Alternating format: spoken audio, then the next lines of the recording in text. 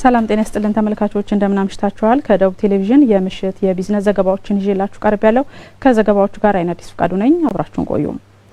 ከገበያ ደላላን በማስወጣትና ሻጭና ገዢ በነጻነት እንዲገበያዩ በማስቻል ዘመናዊ ግብይት እንዲካሄድ እየሰራ መሆኑን የኮንሶ ዞን ንግድና ገበያ ልማት መምሪያ አስታወቀ። በዞኑ ከሚገኘው ዓለም ገበያ ደላላን በማስወጣት ዘመናዊ ግብይት እንዲካሄድ ለማስቻል እየሰራ ስለመሆኑም ነው መምሪያው ያስታወቀው።